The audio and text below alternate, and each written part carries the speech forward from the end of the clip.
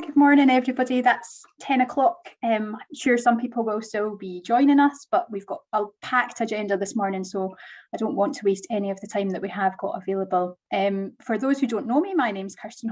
I'm the Head of Policy, Research and Campaigns at SCVO. My role here is to keep us to time and also to do a little bit of housekeeping. The only thing I think I need to tell people is that this session is being recorded.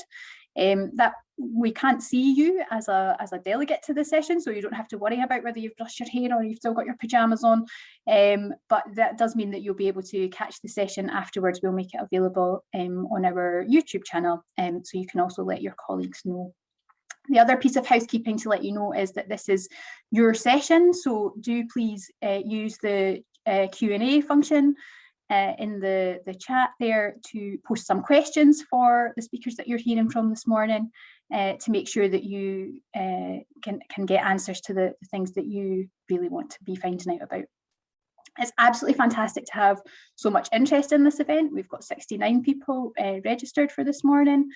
And mostly I think it's fantastic because it makes me feel totally validated that I always find the budget really difficult to get my head around from a voluntary sector perspective. And so we thought that we would put on this event because this time last year, I was still really scratching my head about what the implications of the budget are for the sector overall. And that's really a number of reasons. Partly the complexity of the ways in which funding flows into the sector. It's really hard to just look at the budget document and say something meaningful about the sector overall. Also the range of areas that the sector is involved with, the whole breadth of different activity. And also the fact that within the sector, we're concerned not just about organisations themselves, but also the implications for people that we work with. So today is designed to help us to understand some of that wider context, to unpick it, and to help you to think about how your own work is situated within that. The session's also quite timely because it connects with some other work that we're doing in SCVO about the voluntary sector's role in the economy. So we are starting to prompt some discussion and some thinking about what role the sector has to play in the economy. I'll post the link in the chat in a second. So it's also important, I think, that we're upskilling you to understand how the economy impacts on you as well as how the sector impacts on the economy. So it feels like a good connection to that piece of work as well.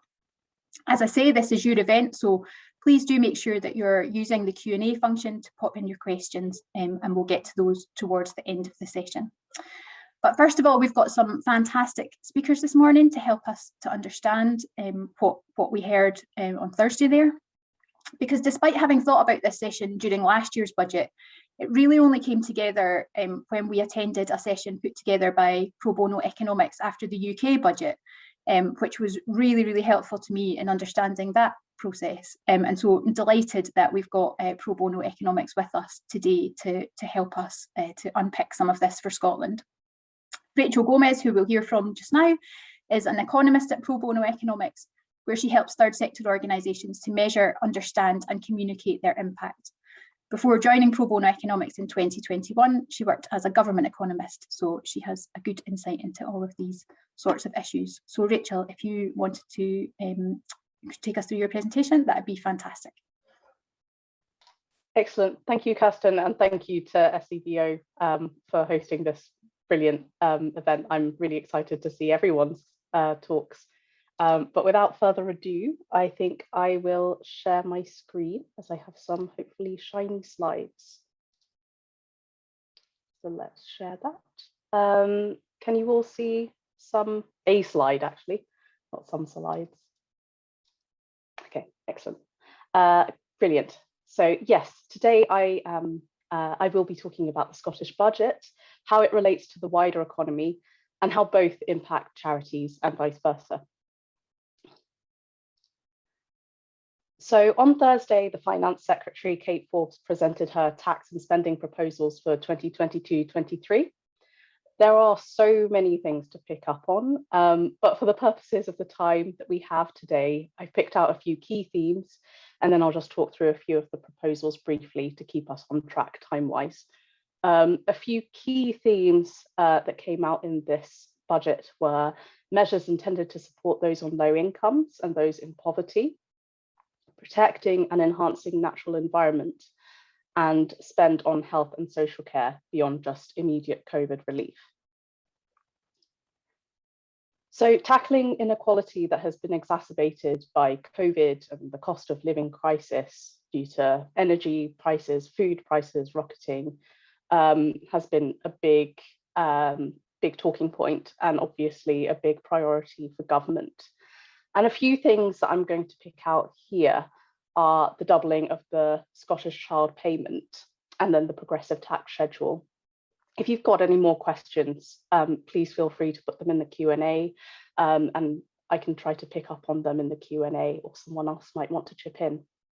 But yes, going back to the Scottish Child Payment, it's going to be doubled to £20 from April, proposed as a relief for those who may otherwise see cuts in universal credit as per the UK budget. Furthermore, the child payment extends to children under 16, not just under sixes as it currently is. So that's going to be a lot more children who are eligible. So the Scottish Fiscal Commission, SFC, estimate that the number of children benefiting will triple. So going from just over 100,000 this financial year to 300,000 in 2023 to 24, a huge increase. And then onto this progressive tax schedule point. By this, I mean that income tax rates will remain unchanged across the board, but the threshold for starter and basic rates will rise in line with inflation. So if you are on the basic band, but your pay rises with inflation, you will still be in this basic band. You won't be moved up and have to pay a higher rate. This is mainly to support those on lower incomes, encouraging economic recovery as we go through, hopefully, the tail end of COVID, while supporting those who are hardest hit by the cost of living crisis. I'll move on to health and social care. So this is always a big spending ticket item, and this year is no exception, with a pretty big headliner of £18 billion on health. I'm just going to focus on the second 2 points. So increased social security payments. In addition to the recently launched child disability payment, 1.95 billion is proposed to launch adult disability payments, replacing PIP. And this is meant to make the application system much less process heavy and therefore more accessible to those who need it. Then moving on to public sector pay, government is proposing a rise in public sector wages, particularly the lower income bands, and increasing the minimum wage for social care workers from £10.02 per hour to £10.50 per hour. But there is still discourse around, is this enough given high inflation and healthcare pressures? Sorry, excuse me. This is going on YouTube, that's fine. But yes, I think I'll move on to protecting the environment. So the budget sets cash aside for the decarbonisation of homes and buildings, transport and industry to the tune of £2 billion. And this includes 336 million for energy efficiency and low carbon and renewable heat, and 1.4 billion to maintain, improve and decarbonise Scotland's rail network. And again, there is a growing population of charities that are working in the environmental space, and I know that there's been a lot of work between the government and these charities, or a lot of discourse between them, to drive this forward, along with the Green Party's involvement as well. But it will be interesting to see how effective these spending plans are. So, as I said, to keep on time, I have tried to keep it short and sweet and pick out some key messages. I've sprinkled little mentions of the economic backdrop and forecast so far, but it would be good to explore the health of the economy so we understand sort of what prompted the Finance Secretary to make these decisions, what the implications may be, and what might lie in store for the whole economy going forward and for the charity sector. as we can see from the proposals in the budget that I've picked out, there seems to be a big focus on supporting lower income households, which seems timely given the messages that I'm going to tell you next. So here is graph time. I think I just want to say, don't be alarmed. Once we understand this graph, hopefully it'll all make sense. But I must say that this and many of the subsequent slides present analysis based on Scottish Fiscal Commission's forecasts, so SFC from now on.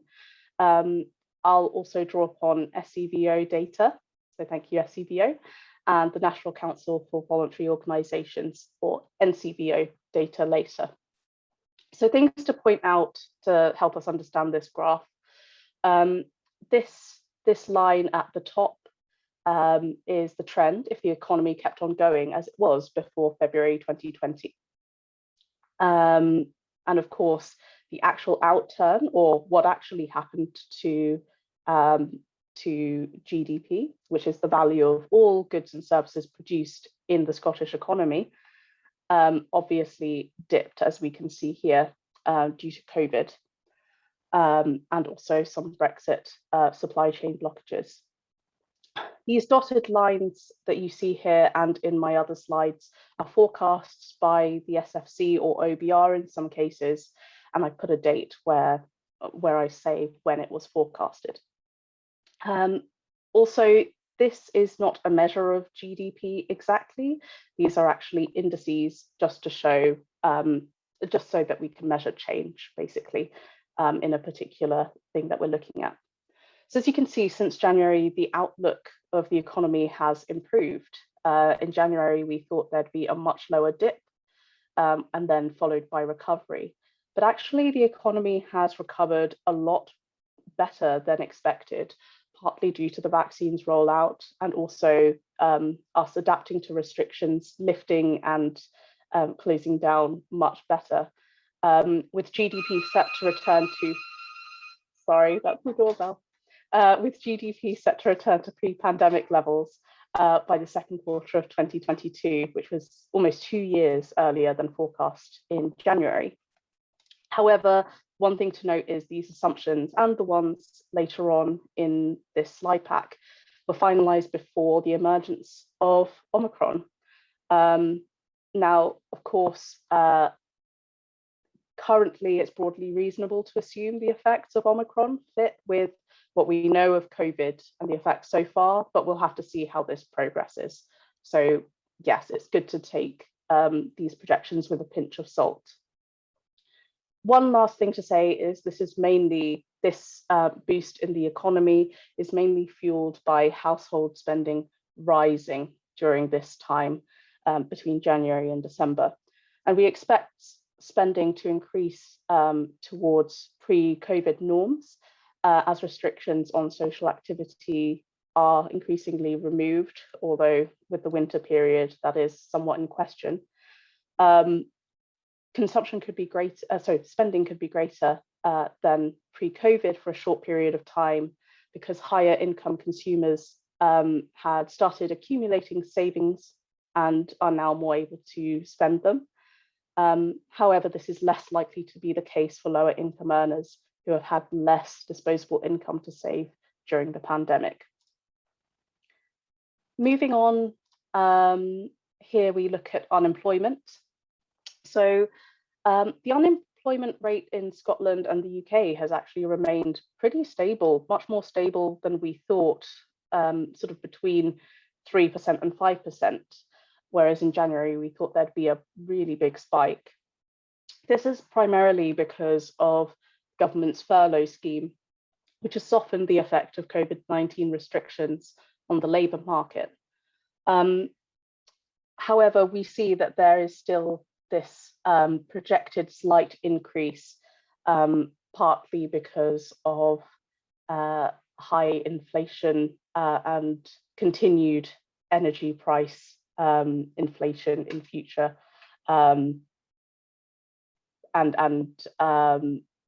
Sorry, just lost my train of thought. But one thing to note for us is that according to Scotland's Labour Market Annual Population Survey 2020-2021, the unemployment rate for those aged 16 to 24 in Scotland is the highest of all age groups at 12.5%, which is particularly of importance for those charities who are working with younger people. Moving on, getting on to the price topic. So here we're looking at inflation. By that I mean an increase in price of goods, here measured in CPI or Consumer Price Index, which looks at how the price of a basket of goods and services changes over time. In March 2021, the OBR forecast a CPI inflation of 1.5%, but inflation since March has actually been a lot stronger. In particular, energy prices have rocketed and had a knock-on effect on other prices. So now the forecast is that annual CPI inflation will peak at 4.4% in the second quarter of next year, gradually returning back to target. It is really important to note that this percentage increase in costs is likely to hit those on lowest incomes the hardest, because incomes and savings of lower income households are likely to be less than those of higher income households. So it's harder to offset the increase in costs. And furthermore, the cost of necessities take up a larger chunk of lower income budgets compared to higher income budgets. I think we're slightly squeezed for time, so I'm just going to rattle through these next ones. So we can see here again, this inflation surge will eventually put downward pressure on the actual value of one's incomes. So rising prices pushing real incomes down in the short term before going up again. Moving on to household savings. Household savings ratio, by that I mean the percentage of disposable income that you put in your bank. So people are starting to spend more, which means that this ratio is going down, but this is partly because of rising prices. And then I think, oh sorry, I'm just looking at the time. I think I'll just move on, but I'm going to share the slides afterwards. So I'm very, very happy to pick up on that later as well in the QA. I think finally, I'll round up by looking at the charity sector in particular. What can we see for charity incomes looking forward? So first we have to look back. We can see that looking at the most up-to-date SCVO data on expenditure and income going up to 2018, they've been moving together very nicely, probably due to the use of charity reserves, but we're not yet sure how that has changed with COVID limiting the way we work. So here, I'm trying to figure out where charities get their money from the most, and whether we can see where the incomes are closely linked to a Scottish economy measure that we can forecast. So it's notable that more than a third of charity income came from the public sector, whereas only over 1/5 came from the general public. So I thought I would try to track government consumption against charity income and see if there is a correlation that we can exploit in forecasting, and so we can get a better picture of what lies ahead for charity incomes. So this might look like a scary slide. Basically, what I have done here is I have charted charity incomes, and let's just look at government consumption first. So government spending.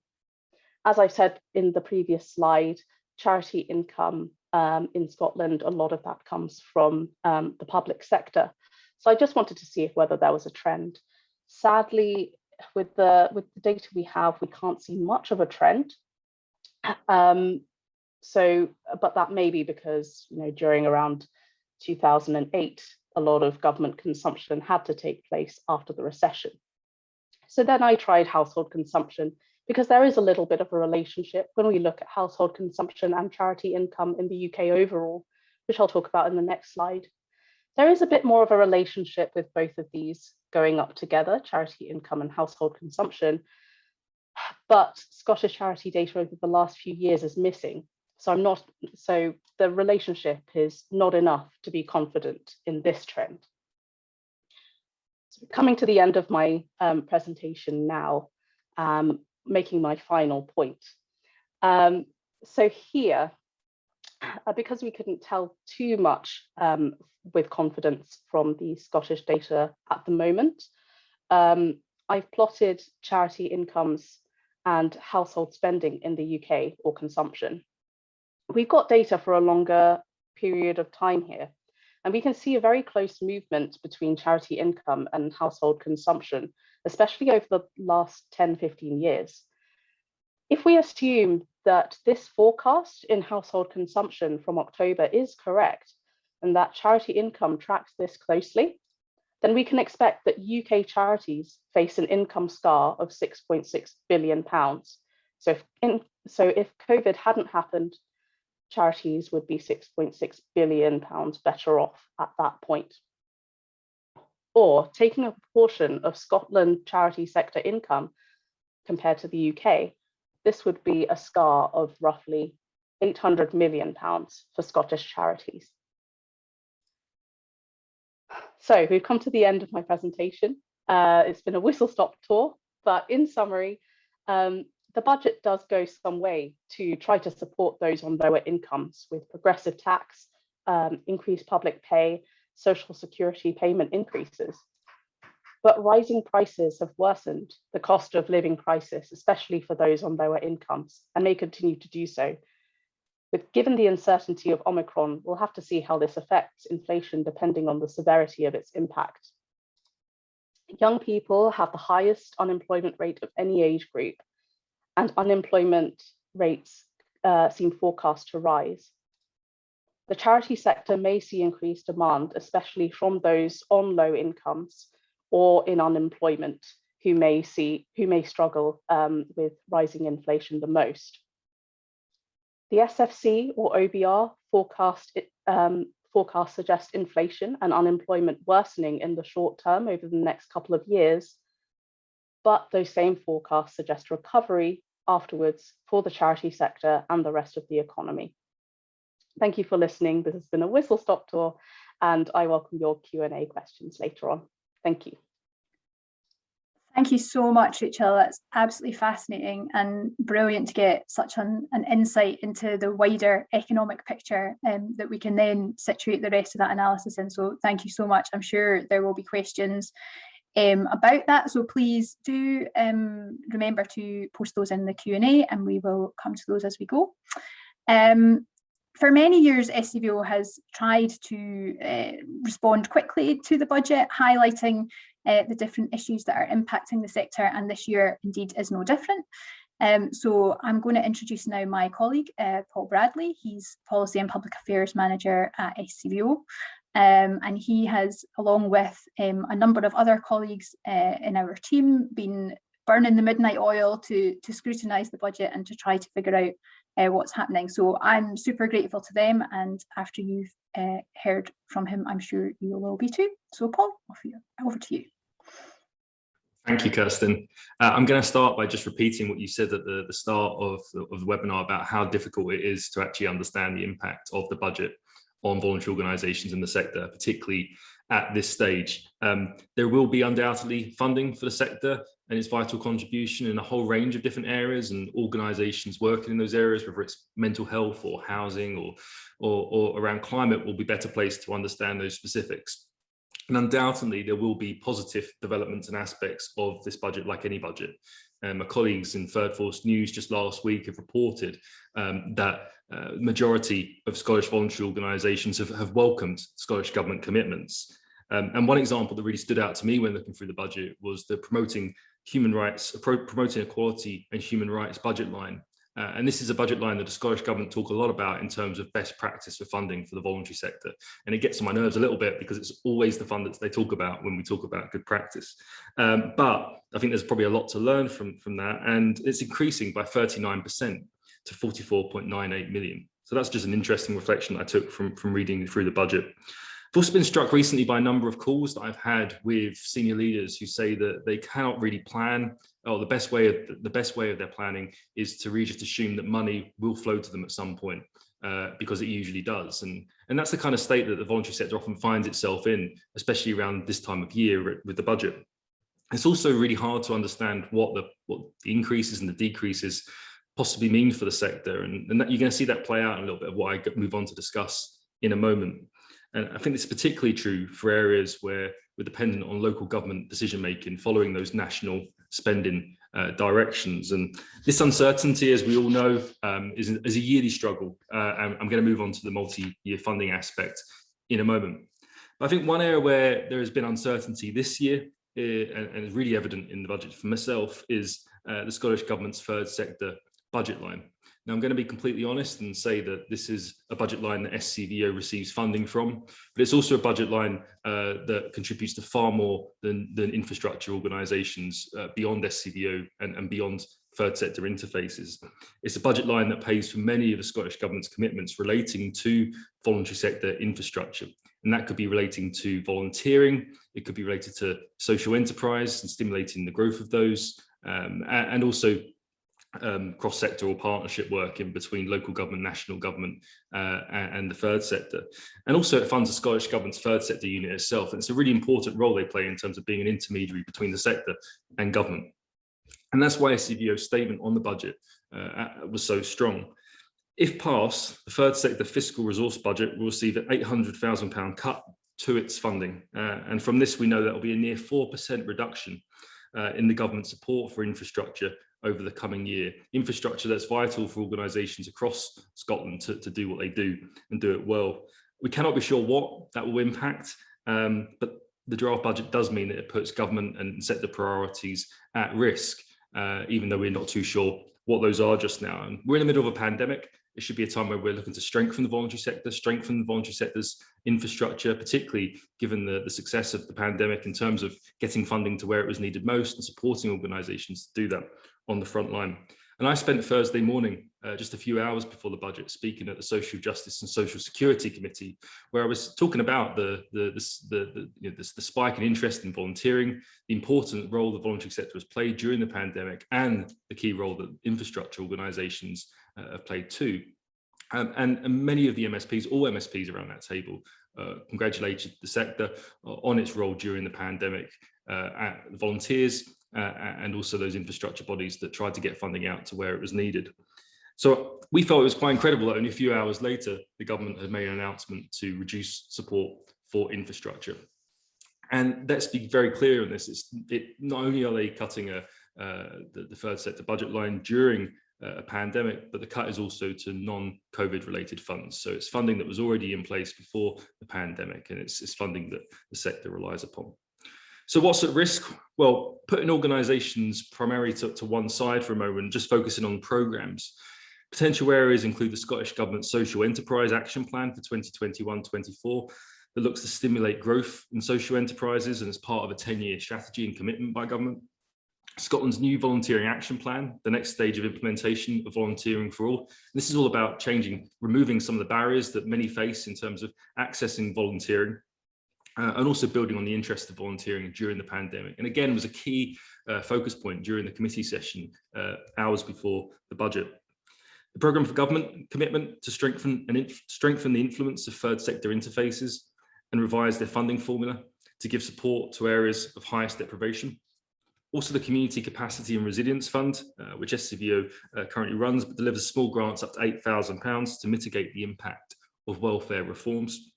A strengthening collaboration initiative between COSLA, SCVO, the TSI network, and the Scottish Government that's outlined in the programme for government as a commitment that says, amongst other priorities, we'll look to develop new funding models for the sector. And also there'll be more demands placed on the sector over the coming year. The Scottish Government plans to bring forward legislation to update charity law, the legal framework that regulates charities in Scotland, and there's even the potential for the Scottish Government to recommend that freedom of information is actually extended to some charities that deliver public services. So that second one is less likely, but even one of those requires representation of the sector, and it's not a time when we should be looking to reduce funding for that representation. I'm sure there'll be other in-year developments as well that we'll want that for. So as I say, it's unclear whether it's cut to programmes, funding pots, organisations, or government costs itself. But what is clear is that this isn't a strategic decision. This is a cut off the top part of the budget, and now there'll needs to be a decision taken in terms of what gets cut. And SCVO will monitor this as it develops and make sure that we are monitoring the impact on critical programmes like the ones I've mentioned. The other issue I wanted to pick up on was around multi-year funding. We've seen the Finance and Public Administration Committee take a real genuine interest in multi-year funding for the sector during this year's pre-budget scrutiny. It's also something that SCVO and other partners such as the David Hume Institute have briefed the committee on as part of pre-budget scrutiny. And we know the Auditor General just a couple of weeks ago in front of the Public Audit Committee said that we need to see a meaningful shift to multi-year funding and away from single-year funding. And it was also a key topic of discussion the Social Justice Committee on Thursday morning, hours before the budget. And this is just recent momentum behind a plethora of reports and recommendations over many years about the need for us to shift to multi-year funding, longer term funding to realise long-term outcomes. And that includes the programme for government commitment this year to develop new funding models for longer term for the sector. We might now be getting somewhere in terms of Scotland's first spending review, resource spending review since 2011, which should take place next May. And we'll look at multi-year budgeting for between 3 and 4 years. And the Cabinet Secretary has published a consultative framework that I really encourage everyone to look at and to feed into SCVO's response to that. The Finance and Public Administration Committee has already launched its call for views on that framework, and we'll be submitting something to that, and it's open till 21st of January. And Ms Forbes, the Cabinet Secretary for Finance, has said that they will be engaging with all partners, including the voluntary sector, to ensure that voluntary organisations understand their multi-year financial position following the resource spending review. Unfortunately, though, this budget is a single-year settlement and does very little to tackle the uncertainty that many voluntary organisations will face in the coming year. And many organisations are currently in the process of working out their budgets and trying to see what funding will flow through to them. And I've spoken to a number of senior leaders recently, some of whom are actually moving from 3-year funding, multi-year funding, to single-year funding next year. So this is an issue that's not improving in all areas, it's actually getting worse in some. Of course, the Cabinet Secretary's commitment is entirely welcome, and SCVO looks forward to working with the Scottish Government on that, ensuring that multi-year funding, the spending review is seen as a step forward and not an end in itself. There's a lot more that's needed beyond the multi-year funding element, multi-year funding that works for the sector. It needs to be flexible, particularly to change of developments within that period of multi-year funding. Also needs to look at how we improve the contributions to core costs, which we know organisations so desperately need. And there needs to be, of course, inflationary uplifts as well, and that's a big issue. I've spoken to a number of organisations recently that haven't actually had an inflationary uplift between 6 and 12 years, and that is a significant burden on those organisations. I'm always keen to hear from people about their own funding situations, and we try to use that to make our policy and our solutions that we develop as representative as possible and speak for you. So you can at any time book a call with me to discuss your funding situation, and we will use that information anonymously to inform our priorities and the policy team at SCVO. Some final observations from me before I get told to be quiet. I should say that for the second year in a row, the voluntary sector was only mentioned during the debate because opposition parties raised the sector. Last year, the Cabinet Secretary was directly pulled up for not even thanking the sector for its work during the pandemic. And this year, the question was on multi-year funding, which was very good to kind of get on record. I also thought it was interesting that there was a lack of mention of voluntary sector in the roundup of the pre-budget scrutiny reports in the budget document, and that's despite the Equalities, Civil Justice and Human Rights Committee making a number of questions and recommendations to the Scottish Government in relation to sector funding. But we'll keep an eye open for the specific responses, and we will be publishing a full report on the different contributions from different organisations on the outcome of the budget by the end of this week on Friday on SCVO's website. So I think that's probably it for me just now. But you can read more about SCVO's work that took place before the budget and the run up to the budget in one of my colleagues' blogs on the SCVO website too. Thank you. Thanks so much, Paul. That's fantastic, albeit slightly depressing against the backdrop of the economic depression and now the lack of support for the sector there. But we will nonetheless be there and flying the flag and pushing for what change we can. So that's great. Thanks for that. We are running a few minutes behind now, but do please continue to use the Q&A. I've been not a good chair, but I was so fascinated by what we were hearing that I thought it was important to give people those couple of extra minutes. I make the undertaking that if we don't get to all of the questions during the end of the session at the end, that we'll answer those for people afterwards. So do please continue to use that. One of the reasons, as Paul mentioned, that it can be so tricky to understand the implications for the sector just by looking at the numbers in the budget is how much of the money that flows through to the sector comes through other organisations first. And a key route for that is obviously via local authorities. So we're delighted to have colleagues from COSLA join us today to help us to understand what the budget means for them and what that might mean for the sector. Sarah Waters joins us this morning. Her current role is as Director of Membership and Resources with COSLA, a post that she has held since September. Previous to this, she led COSLA's local government finance team during the pandemic, lobbying Scottish Government for the additional money required by councils to support the pandemic response. So she's very well placed to give us her thoughts this morning. Thanks, Sarah.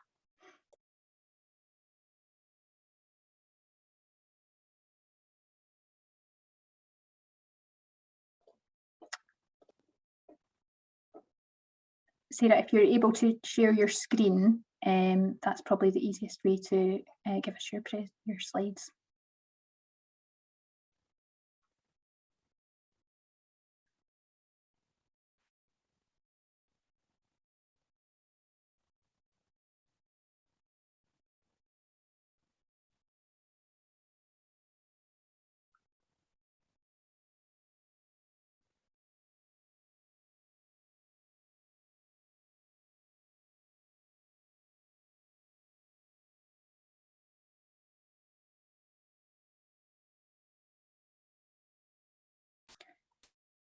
Sarah, shall we take a moment to figure out the slides behind the scenes, and we could hear from Peter just now? Peter, are you able to jump in? Always happy to jump in, Kirsten. Amazing. So just to give you a very quick introduction, Peter is going to give us a little bit of input this morning on how the budget might impact on the communities and the people that we all work with. Peter joined the Poverty Alliance as policy manager in 2002, becoming director in 2004. He's responsible for the overall day-to-day management of the organisation, and he also represents the Alliance in a variety of forums and networks like the Scottish Drugs Forum and the Living Wage Foundation Advisory Council. So a real breadth of knowledge and understanding there, which makes him the perfect man for the job. So thanks, Peter. Thanks very much, Kirsten. And thanks for the invitation to speak to you today. I think, like everyone else, we're looking at the budget and trying to figure out what does this mean, not just for our own organisations, but what does it mean for the people in the communities that voluntary organisations and civil society more generally is around to support and to help. So that's going to be my input over the next 5 or 10 minutes, is just to try and look at some of the big announcements and what they mean, and perhaps some of what might still be missing from this budget and what we need to see more of in the future. So I think when Kate Forbes delivered this budget, she talked about it as a budget that's looking forwards towards recovery from the pandemic. So a really crucial budget given what we've all been through over the last 2 years. I think in Scotland we went into the pandemic with more than 1 million people living in low-income households, more than 1 million people locked in poverty, with around about 24% of children living in poverty, and that was a figure that was rising. So whilst we might be concerned about the impact of the pandemic in very specific ways, as Rachel had mentioned at the start, on some parts of our communities in Scotland, we need to remember that many people in Scotland were already struggling before the pandemic. We've seen, as a result of the pandemic, increased pressure on many of those same individuals and families, people who were in low-paid employment. And we know that in-work poverty is a key issue in the Scottish economy. Those people, even if they were on furlough, lost 20% of their income. We've seen critical support services removed or changed, and there's obviously been a very clear impact on mental health, and one that I think many organisations in the third sector are concerned about. So some real significant challenges going into this budget. And one of those challenges is for Kate Forbes is how the Scottish Government is going to change policy and change action to reach the child poverty targets. As I'm sure everyone on this call knows, we have some very stretching child poverty targets in Scotland, and the first of those is coming up in 2023-24, and that's to get child poverty down to 18%. Currently, it's sitting at 24%, we think. We're not sure of what impact the pandemic might have had on those figures, but reaching that target, of that interim target of 18%, is a significant challenge. And that challenge has been made greater because of the delay to the full rollout of the Scottish Child Payment as a result of the pandemic. So we know that the challenge is, if anything, has increased, and there was real pressure on the Scottish Government going into this budget to do more on the Scottish Child Payment. There was a significant campaign which literally hundreds of third sector organisations supported, to call for a doubling of the Scottish Child Payment.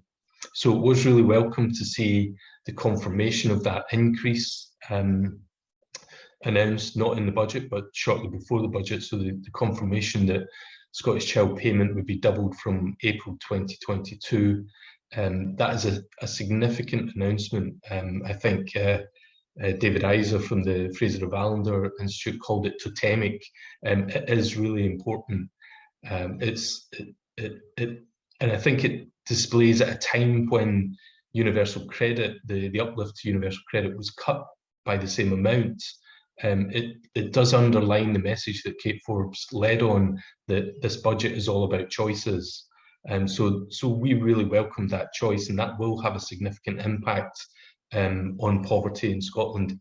It's expected when full rollout comes, so when Scottish Child Payment is available for children up to age 16, when that full rollout occurs, then child poverty could be reduced by 2%. So not enough to reach those interim targets, but still significant. And I think one of the key issues that we as a third sector need to be concerned about is the take-up of Scottish Child Payment. That 2% reduction in child poverty is based on an 80% take-up rate. We're not close to an 80% take-up rate, as far as I understand, at the moment. So Scottish Child Payment was really a flagship policy. We've seen real change delivered in this budget, and that's really welcome, but we're going to have to go a lot further if we're to use that and other tools to reduce child poverty. But there are other important commitments in the budget that will help reduce some of the pressure that individuals and families are feeling. So the continued expansion of free school meals to primary 4 and 5, which will take place in January next year. Again, something that was announced prior to the budget, but something that perhaps is taken up less attention is the fact that the commitment to full rollout to all primary school children by August 2022 has been dropped. So the commitment now is that full rollout will take place over the course of this Parliament. That's again another important reduction in a commitment. We need to perhaps think about how we can put more pressure on Scottish Government to fully deliver on that.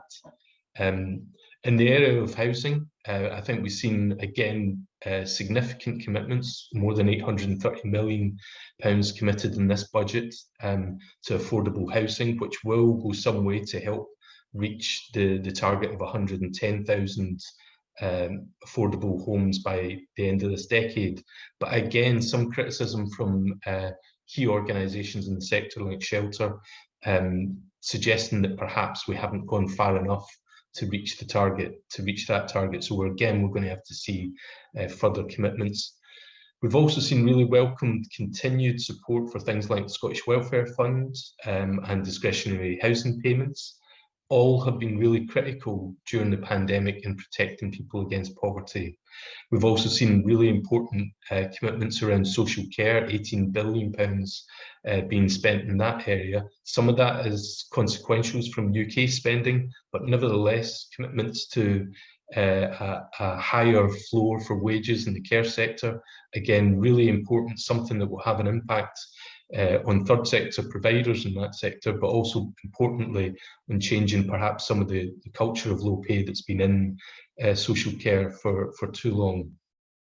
So those are just some of the key announcements that have been made as part of this budget, some of which, as I've suggested, will have significant and important impacts on communities experiencing poverty over the years to come.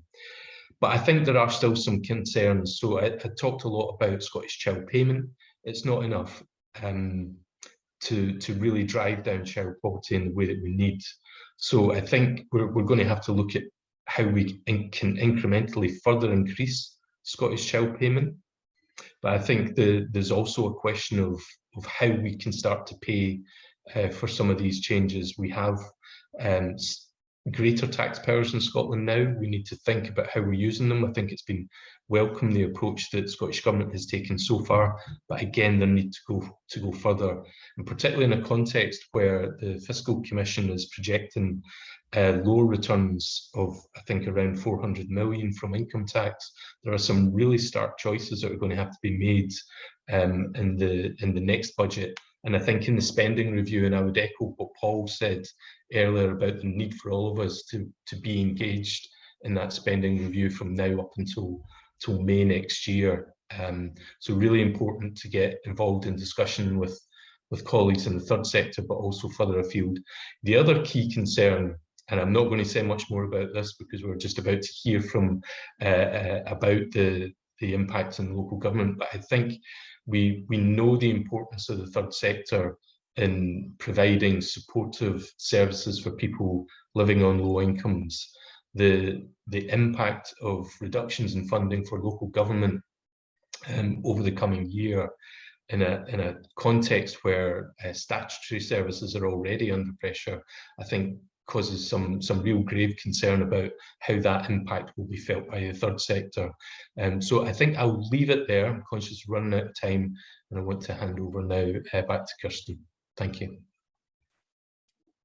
Thanks, Peter, and thank you so much for seamlessly transitioning us back to Sarah. Despite the change in running order, you're a professional at this. For those of you playing webinar bingo, we've had a doorbell now and a technological breakdown. We're about to move into a next slide, please moment, which Sarah and I are going to do as slickly as we possibly can. I just now need to find, here we go, Sarah's presentation. So hopefully you can now see this, and Sarah, we're back to you. Thanks, Kirsten, and yes, really sorry. As soon as I clicked on the link, everything froze. So yeah, that was well queued up. Thank you, Peter. Yeah, so I'd like to talk just a bit about the implications of the Scottish budget for local government. So if you could just move on to the next slide, please, Kirsten. This year COSLA lobbied very hard using the Live Well Locally message. So we took that actually from Scottish Government's programme for government. There was a commitment to support everybody to live well locally. I think one of the key emphases for Scottish Government was on things like car kilometres, but we actually took this in a far wider context and said actually one of the key roles for local government is enabling people to live well locally. So we really went with this and lobbied in a very positive and constructive way about the role that local government plays across recovery, economic transformation, and that includes capital projects, and the wider health system. And obviously the support that local government and the work it does with the third sector goes across all three of those areas. We did lobby on a number of monetary asks. Obviously, we have to make sure that local government is funded, is fairly funded, but we also had other key asks around things like local discretion and flexibility, and I'll come on to a couple of those in a moment. What we said within our lobbying document, there were 3 scenarios we presented to government. One was a kind of standstill scenario, what we would need to stand still. The other was a to survive scenario, and the other was a to thrive. And I suppose what we wanted to see was the ability to really support and drive economic and social recovery and improved health outcomes through the budget this year. But sadly, we were disappointed, which I'll come on to now on the next slide, please, Kirsten. So when the budget was published on Thursday, we worked right through until about 8 o'clock that evening, trying to kind of understand what that actually meant for local government. You'd think it would be easy. You would look at the figure from last year, you would look at the figure from this year, and you would simply subtract one from the other, and you would get your increase or decrease. It's just not as simple as that. We always have a magic number that we focus on, and last year the magic number was 11 billion. That was the revenue settlement, so that is what we would call our base budget. And during the year we add to that base budget, so we have an expectation of what we would expect to see, and that is the expectation of last year's base plus all the commitments that have been made by Scottish Government throughout the year that need funding for local government to deliver. So when the revenue budget was announced that just short of 11.8 billion, Scottish Government obviously present that as a 7% cash increase, and on capital they presented a 10% cash increase. And this is all, when you compare it to the finance circular that was put out last year. But in a second I'll come on to our budget reality. Other key things in the budget for us: no restriction on council tax. The press have made a lot of that, and obviously the kind of key message that's been kind of circling is that councils are going to be forced to pass the burden of a poor settlement on to families. I think COSLA has long argued for no cap on council tax, because actually a lot of people who need reductions and who earn low incomes get reductions through council tax reduction scheme, and actually the freeze in council tax, it simply erodes the council tax base, but it also it benefits those on kind of middle incomes who don't see any rise in that part of their outgoings. Encouragingly, we have seen a commitment from Ms Ford to look at, for example, employability funding. This has come to local government in dribs and drabs, in small pots, with funding conditions that makes it really, really difficult on the ground to do the work that is needed to be done with the long-term unemployed, with young people, with older people, with disabled people. It comes in discrete pots that can only be used for certain target groups, and it just makes it very debilitating and limiting on the ground. But there is a commitment now to work as part of the spending review for the next couple of years, making that a far more flexible policy area. There are some other limited flexibilities around using capital receipts and other very boring fiscal issues, which I'll not go into now. But importantly for councils, there is no detail at a local level until the 20th of December. The education stats have held up the process. Obviously in previous years we've had a later budget, so the education stats have been published, but they don't actually get kind of ratified until tomorrow, so we can't get the local detail that we need. You could move on, please, Kirsten. So the budget reality this year is that the revenue that was announced, as I said, was about 11.8 billion. And Scottish Government presented that as a cash increase of just under 800 million. But actually, when you look into that 800 million, it is completely gobbled up and more with commitments. There are large commitments around additional teachers, 145 million around additional teachers. There was programme for government commitments around taking away fees for music tuition and curricular charging, increase to school clothing grants, increase to pupil equity. I think it's already been mentioned, there was an uplift in terms of health and social care funding, and much of that will be used to deliver a pay uplift for adult social care commission services. Importantly, there is no funding in there for local government employees, and even in the social care sector. So those councils that have in-house services will not see that benefit. It is only for commission services. And I think quite disingenuously, part of the uplift that's been presented is for the Scottish Child Bridging Payment that the local government is delivering on a temporary basis until the child payment is up and running. So at 68 million of the increase is that kind of one-off sum of money to deliver that. That will not be there next year because it won't be local government that is delivering. We then have other things that have not been funded, council tax reduction regulation changes, and really importantly, the employer's national insurance contribution. And we know that health have been compensated for this and local government has not. So when you put that all into the mix, it's actually 100 million revenue cut for councils. So that's the magic number from last year, all the policy commitments added to it, and then taking away the 11.8 billion. So we have gone out publicly to say that we believe this is a 100 million cut, and this is cash terms, this is not real terms. Next slide, please, Kirsten. So the other kind of key pressures that are around is obviously on an ongoing basis policies that are not fully funded. So things like the commitment to free school meals during holiday periods. So at the moment, councils are funded at £2.50 per meal. We know that south of the border, it's funded at £3, and actually most councils are spending around £3. The other interesting thing is, and inflation's been mentioned, policies get locked into the local government settlement. So for example, if a sum is locked in for a particular purpose, it will not be uplifted with any kind of inflationary or demographic increase. It's simply left at that sum of money. And that is one of the kind of failings of the kind of fiscal relationship between Scottish and local government. There isn't that kind of realistic discussion about the actual pressures that exist on the ground.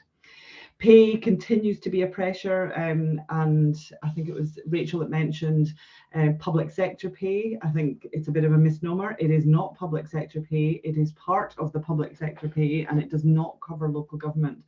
So the 200 million that was announced will not go anywhere near local government services.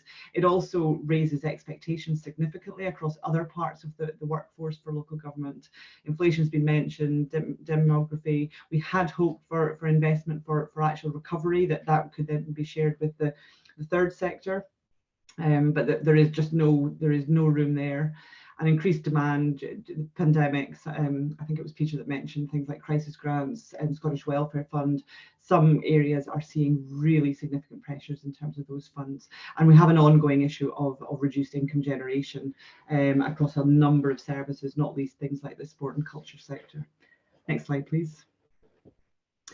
On capital, it's really disappointing picture. We see capital projects as really being a local stimulus for economic development, and there's just no scope in there at all. It is a flat cash settlement for local government, and interestingly, local government has been given 30 million towards free school meal expansion, and as Peter said, the policy commitment has been rolled back slightly to just up to P5, and local government has estimated that actually to deliver the whole policy would be in the region of about 200 million pounds worth of work required to the current estate to deal with that.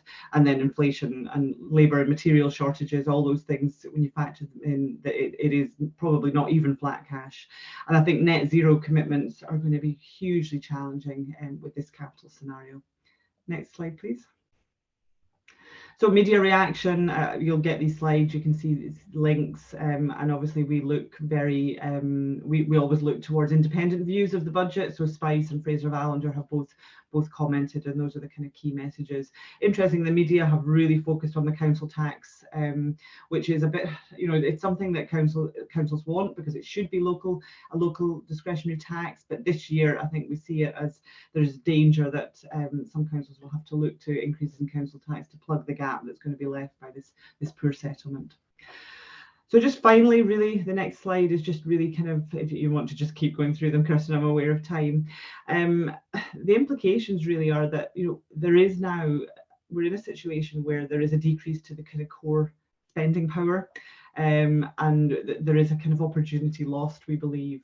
We'll be taking savings from unprotected areas. That's an argument that COSLA has long used, and others have mentioned the single-year budget. We had hoped that with the announcement of a 3-year budget from Westminster, we would see that flow immediately, but we haven't. And I think really disappointingly, the second last point is we're being viewed as a kind of delivery agent as opposed to a true partner. So it's things that, you know, money that goes in and out, but it's already decided what that policy is going to be, and there is no local discretion. So just finally, to talk about the kind of next steps on the next slide from our perspective, you know, the finance circular will be issued with the local detail on the 20th. The bill will go through Parliament, and unlike, you know, previous years, there'll be limited scope to influence. We will do what we can. We've had a number of invitations from committees where we will give evidence. And I think we would like to now work with key stakeholders, including third sectors and trade unions, etc., to kind of build that kind of strong case for investment across communities. We will obviously sustain our media attention, and I think, like yourselves, we absolutely want to respond to the spending review consultation, and I think we would like to see if there's any scope to kind of work with partners on this as well, because I think we do need to deliver some really kind of shared core messages to Scottish Government. And apologies for going slightly over, and apologies for the technical failure too, but that's me. Happy to take any questions or comments. Now you've got someone talking on mute on your bingo card also. Thanks very much, Sarah, that's really helpful. I am conscious that we've now hit 11 o'clock and I can see numbers of participants is starting to drop off. I'm also aware that possibly some of our speakers might also need to be thinking about heading off. I'm looking for a nod or a yeah, okay. So then what I would say is, with huge apologies to those who have posted their Q&As in the chat, we will take note of those and have a quick whip round by email, if that's all right, of the speakers, just to get relevant answers to those questions, and we'll circulate those along with the slides that we've got to everybody who was here today following the event. So apologies that was slightly less interactive than we had hoped, but I think it was important to hear from people, and it's really difficult when we're responding at such so closely after the event. It's really hard to ask people to really stick to their time limit. So apologies for my not very good chairing or my not very strict chairing, but hopefully you'll manage to take something away from that. So we will circulate answers to those questions along with that. So it just remains for me to thank everybody very much indeed for coming along today, and particularly to our speakers. I found that incredibly useful. My brain is buzzing full of things to think about, and particularly welcoming the options to join up with colleagues in thinking about how we push this forward and how we make sure that we get the best eventual settlement that we can absolutely get for all different aspects of the sector. So thank you so much, and further details to follow. Thanks.